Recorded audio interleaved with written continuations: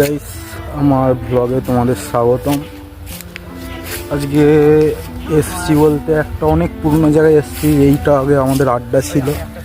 এসেছি, আসার কারণটা হলো যে আমার কিছু বন্ধু এখানে ভিডিও শ্যুট করছে, তার জন্যই আসা।